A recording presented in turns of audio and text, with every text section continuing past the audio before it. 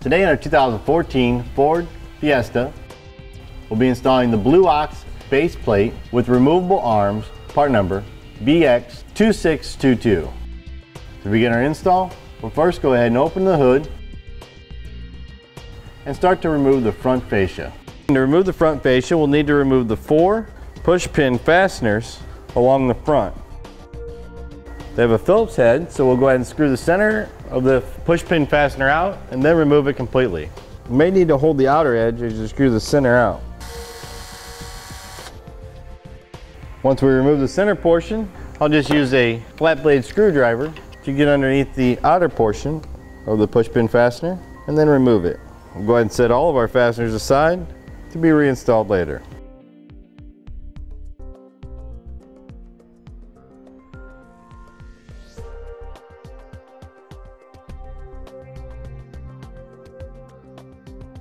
We're going to move inside the wheel well. Along the outer edge, we'll need to remove 3 fasteners, 2 Torx bit fasteners and 1 bolt. Now, to make it easier to access the hardware, we're going to go ahead and turn the wheel. Now, starting here at the bottom of the inner wheel well liner, we'll go ahead and remove the Torx bit fastener.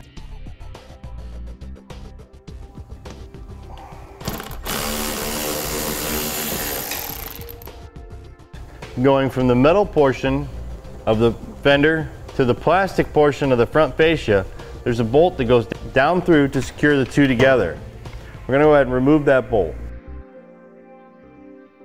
Now with our passenger side done, we'll move over to the driver's side and repeat the same process. Now with the wheel well fasteners out, we'll move underneath the vehicle to the bottom of the fascia with our total of 5 screw fasteners that will need to be removed. Once we have all 5 of those fasteners out, we're then going to go ahead and remove the headlight assemblies. To remove the headlight assemblies, we'll need to remove the 2 Torx bit fasteners that secure it.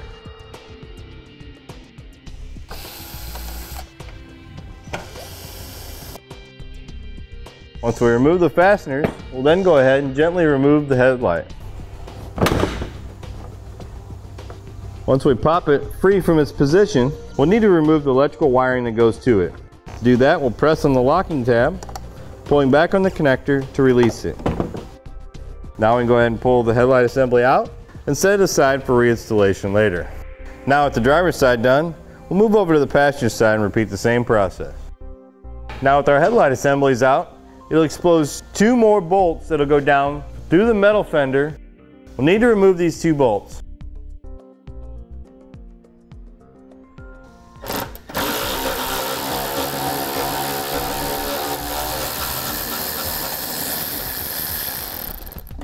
Note it can be easier to pull the fasteners out with a magnet. Now our second fastener is a little further down the fender.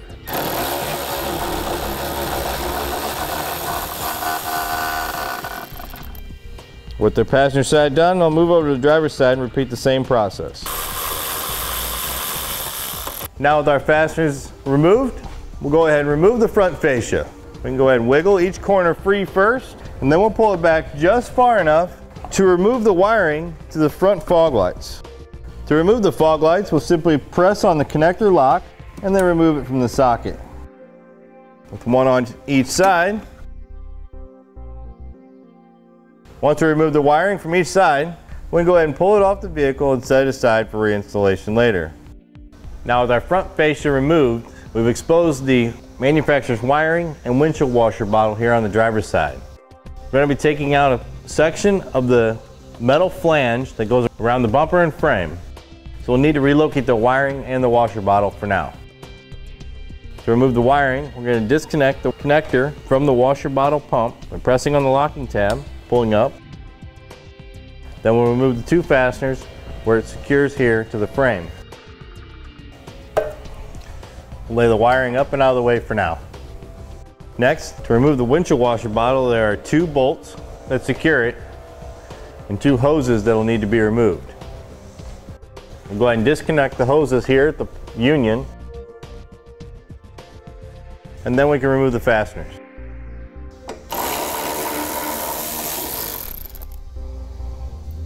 Now we'll go ahead and pull the washer bottle out and set it aside for reinstallation later.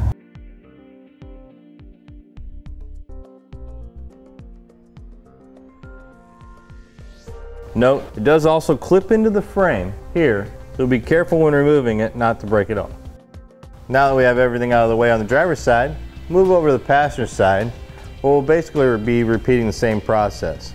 We'll relocate the wiring first by removing the fasteners that secure it. I'm also going to remove the electrical connector that goes to the horn. And that will allow the wiring to be pulled back and out of the way. To help hold it out of the way, we're just going to use a zip tie. Now it's not a requirement to remove the horn, but to give us a little more working room, so I'll go ahead and remove the fastener that secures it here to the frame.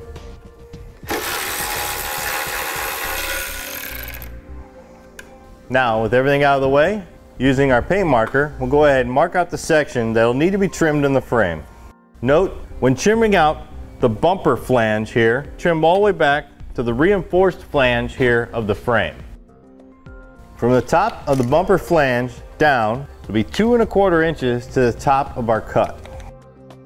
Then from the top of our cut down will be 4 1/8 inches.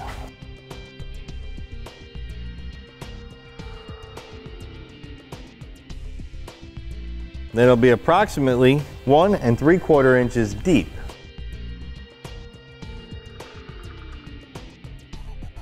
I'll move over to the driver's side and repeat the same process.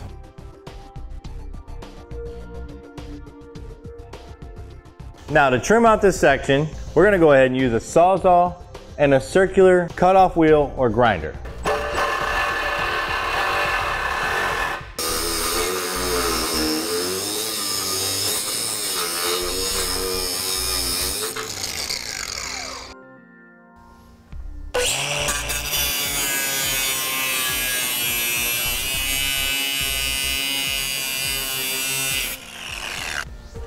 Once we have the metal cut, we'll just go ahead and break it off.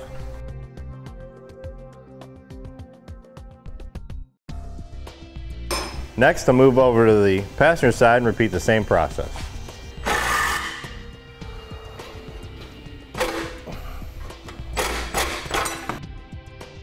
Now we have the bumper flanges trimmed out. We'll need to gain access inside the frame for installing our hardware.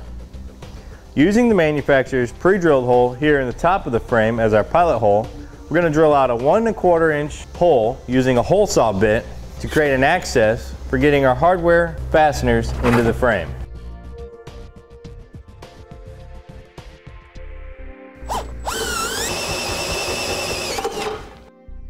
Once we have the passenger side drilled out, we'll move over to the driver's side and repeat the same process. Now with both holes drilled out, we're going to move to the front of the vehicle. At the air dam, we'll need to trim out part of the plastic shroud. Starting here on the passenger side, we need to remove the 2 push-pin fasteners that secure the air shroud just below the bumper and above the lower fascia. Go ahead and unscrew the center of the fastener and then remove it completely.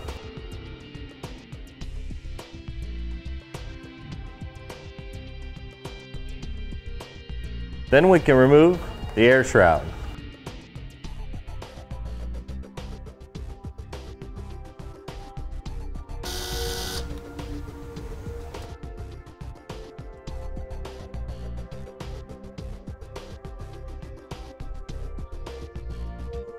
This part of the air shroud that bolts to the core support will need to be trimmed back closer to the core support to allow for the base plate to sit in position. First, we'll go ahead and mark it, and then using a rotary tool, we'll cut out this section.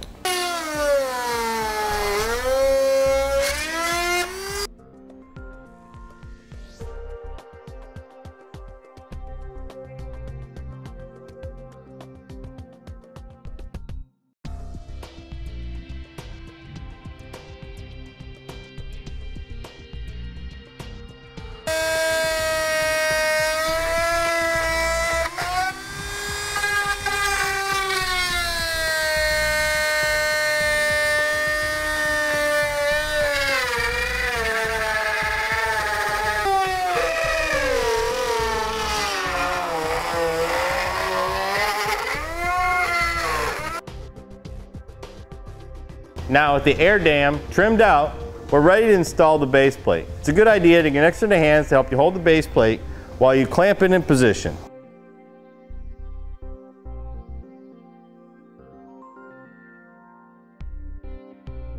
help hold it in place. We'll go ahead and put a second clamp in position.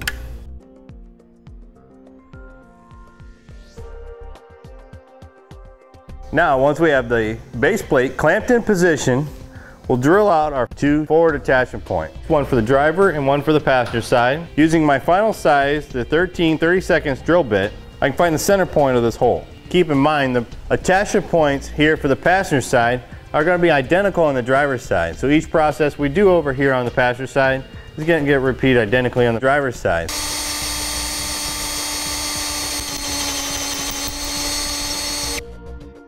Once we have the center point, we can then use a smaller pilot bit to get our hole started.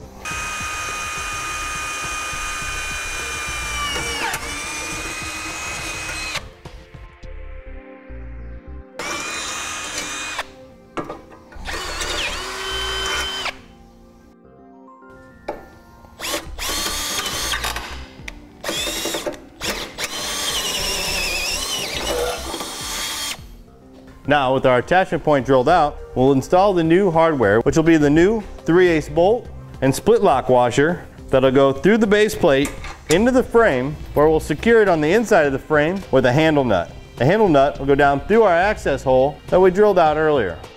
Each one of our new 3/8 bolt fasteners that we're going to use to secure the base plate will get red Loctite applied to the threads. Now, as we put the handle nut in position, we'll bend the handle as necessary so that we can line it up with our attachment point.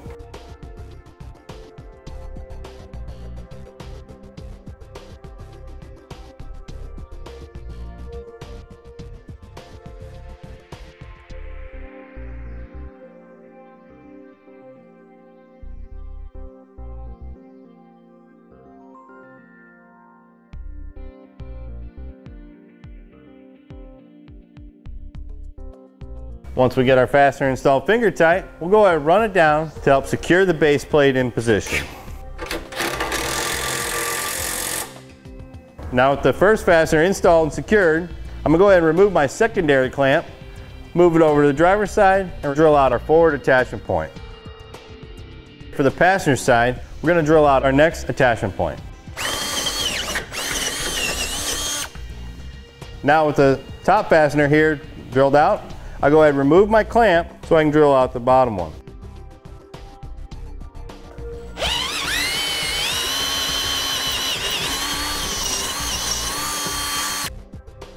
Now that we have the 6 attachment points for our base plate drilled out, we're ready to install the hardware that'll go through the support bracket, through the base plate, then into the frame.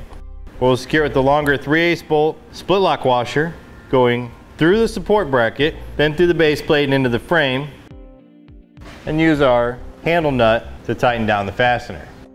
Note, there are 2 support brackets, one for the driver and one for the passenger side. It does make a difference on which side you use. Here on the passenger side, you'll notice the larger notch or V cut out of the side bracket will face up. The welded spacers will go to the frame. Let's go ahead and put our hardware in place, finger tight at this time. We'll line the handle nut up, bring in our support bracket, and bolt.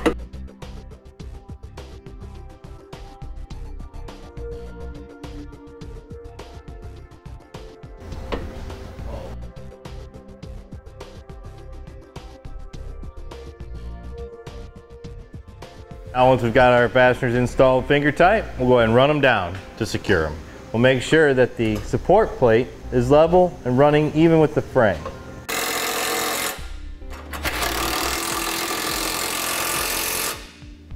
Now with our support bracket in place, we'll need to drill out the 3 remaining attachment points .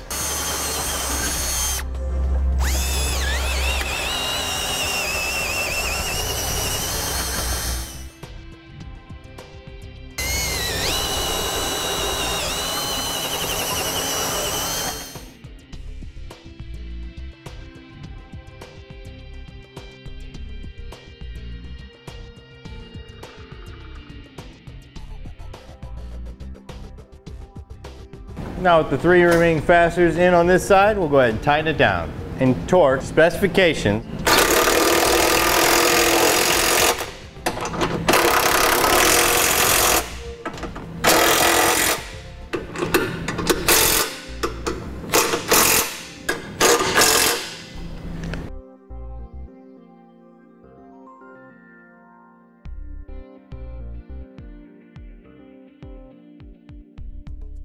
we'll go ahead and remove the ends of the handle nuts.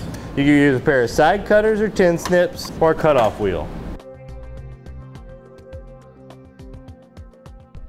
Now with our base plate tightened and torqued specifications, we're ready to install the safety cables. The safety cables and a quick link are provided to secure the safety cables to the vehicle as a precautionary measure should the base plate ever come free. To install the safety cables, we're going to take one end and go around the frame and core support, and the other go around the front of the bumper and the base plate. Then built into the base plate here on the corner just below the frame is an attachment point for our quick link and safety cables.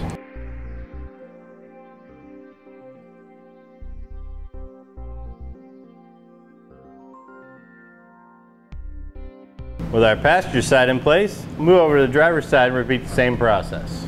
This will complete the install of our base plate. We'll now need to start reinstalling the front of our vehicle. Start here with the washer tank.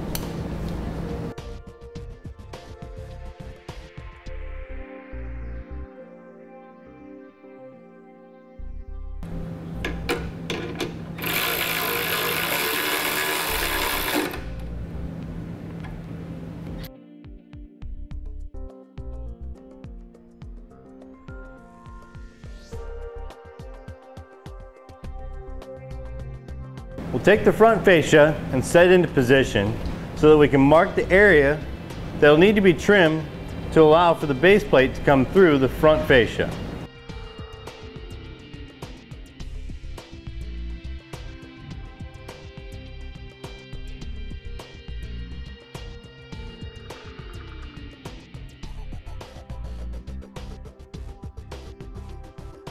Once we have the area marked out to be trimmed, we'll go ahead and take it back off and use our rotary cutout tool to remove these parts of the fascia.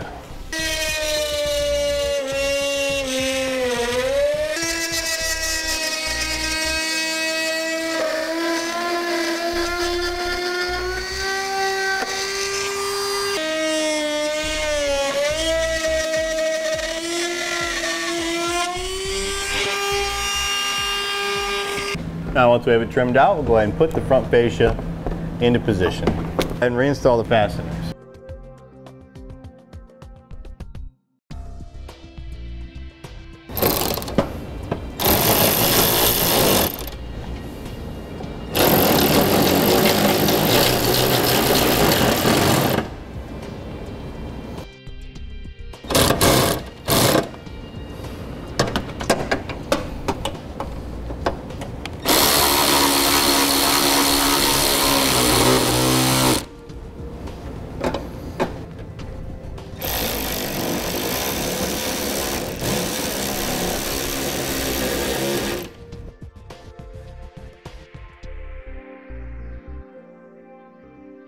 Reinstall the front fog lights.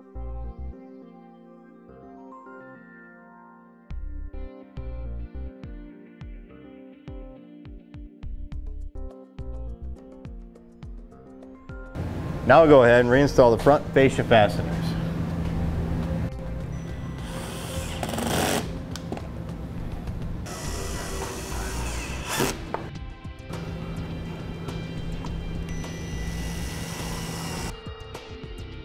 Next, go ahead and reinstall the wheel well fasteners.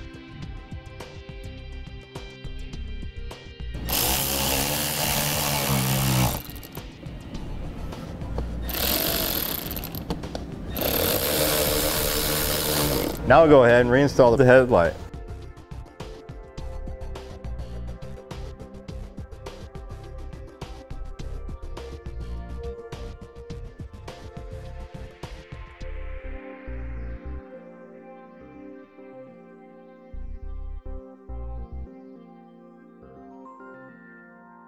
Next, we'll go ahead and reinstall the 4 push pin fasteners along the front.